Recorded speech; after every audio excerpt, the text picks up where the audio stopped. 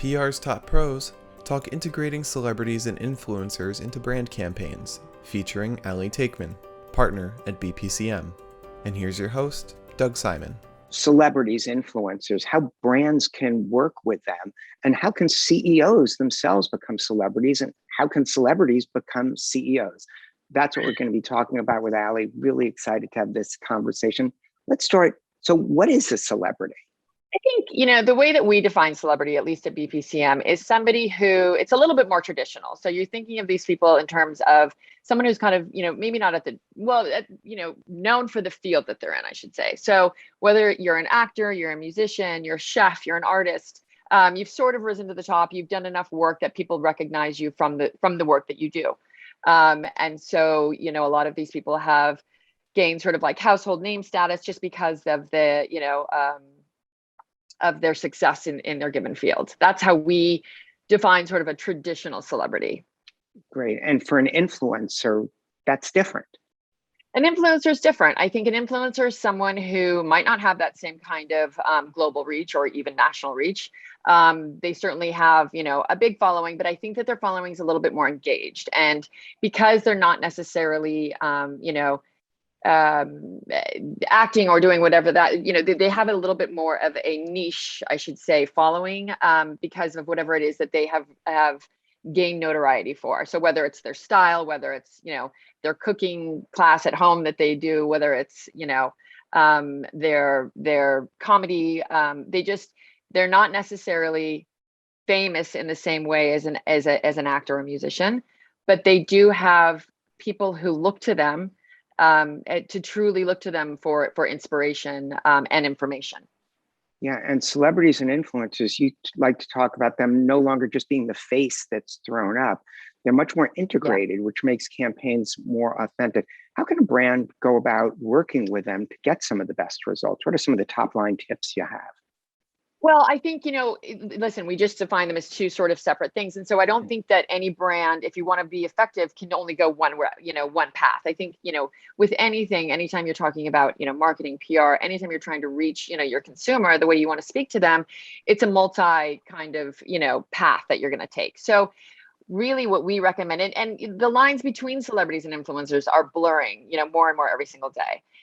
Celebrities want to be more like influencers want to be celebrities. And so we're seeing this sort of crossover.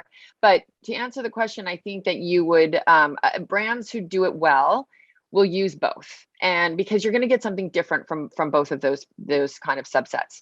A celebrity, like I said, they've got the more global reach. They can put a halo effect on a brand. When they're out there talking or showing up for a brand, they get attention. But that doesn't always necessarily, I'd say, translate into direct sales. Whereas when you use an influencer, and again, it's because they've got that more engaged following, those people are following them for a very specific reason. That then leads to a little bit more, potential sales, or you just see a little bit more, a direct impact. But that's why both are important, because you get, you get sort of the big name to pull it in, and then you've got the more micro people in there kind of doing the work, if you will. Yeah, it sounds like the influencers might have more sort of subject matter credibility with their audience. Now, interesting, you talked earlier, then we can jump into another group that wants to become celebrities, and influencers frequently are CEOs. You think of the celebrity CEO and how important that can be for a brand. Any sort of advice if a company owner wants to become that celebrity CEO? What should they be thinking about?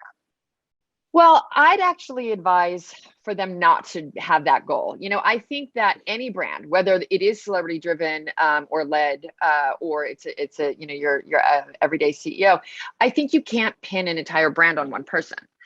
And I think at the end of the day, what we always say is, the brand ambassadors, the celebrities, the influencers, whoever it may be, brings people into your, kind of funnel, if you will. But then the product has to do its job. And so I think a smart and clever CEO is someone who can certainly speak passionately about their brand, who knows who the right partners are to bring in, and also sort of become like evangelists for that brand.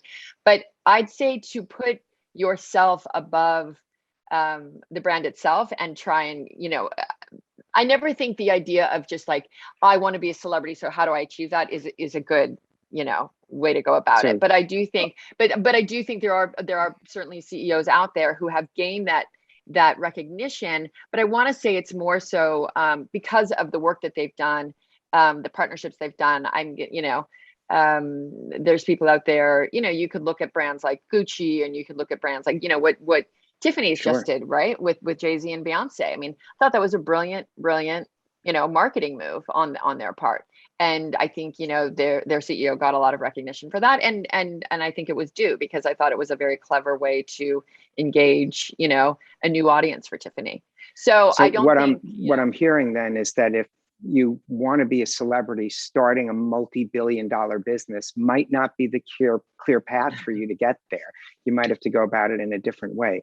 So, with brands and also their leaders, because we're seeing a lot more of them wanting to be on TV, wanting to talk on the news, especially during the COVID environment when news became more important. And now everything seems to be so much more important. We saw the crises with fires, floods, hurricanes that are just unbelievable and awful. Sustainability is a key part of what you do and how you work with brands, celebrities, and influencers. Can you talk about how do you make that seem real, not like an AstroTurf kind of move? It's been an interesting journey for us. We started in really our work in sustainability about 7 years ago. We got into it because we started working with a pro celebrity, pro surfer Kelly Slater, who was launching a new menswear brand. It was all rooted in sustainability, and that felt a little bit new and out of the box at the time. And again, this was 7 years ago, and that opened our eyes to a way that business could be done if you're willing to do the hard work and really stick to your values. And so I think that just really created a shift in us.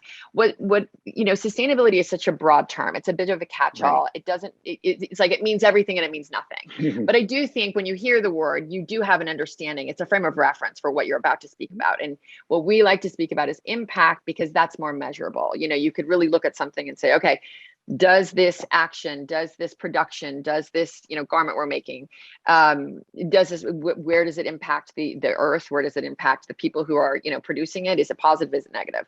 So we like to think of things in terms of impact. But I think the bigger message here, and you just said it yourself, there's so much sort of like gloom and doom and the sky is falling, and there's a lot of negativity associated, I think, with the word sustainability, which I think is sort of like a barrier point. And I think this is why people have this like hesitancy to talk about it or to enter into this this work, is because it all feels so like, oh, like we're doomed anyway, and so we're really on the path of rather than being like, don't do this and don't do that, although there's a lot of things that we shouldn't be doing. It's much more about reimagining the future in a way of like, what can we be doing? And it's sort of that, Mr. Rogers, like look for the helpers, like, really looking for the people and the companies and the individuals and the brands who are looking for solutions, and they're out there. And that's what's super exciting for us.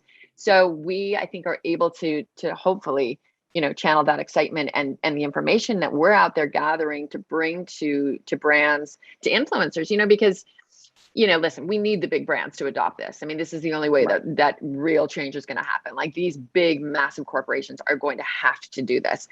But individuals want to feel like they're doing their part. So we're seeing a ton of influencers, whether it be, traditional celebrities or more of these micro, who are putting this at the forefront of their messaging and really making sure that they're only aligning with brands that, share values, their values, and making sure that they're being responsible with what they're, because at the end of the day, any of these sort of advertising, PR, marketing exercises, it's to sell product.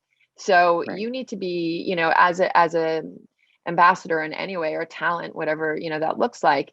I think you need to, and I think the talent these days are being a lot more mindful and careful of where they put their name and their sort of power. The cost can be so high of making a mistake, but I really want to thank you for shining some bright light and positivity and hopefully having some impact on the folks who watch this video conversation. Thanks so much for joining us. Thank you. Appreciate it.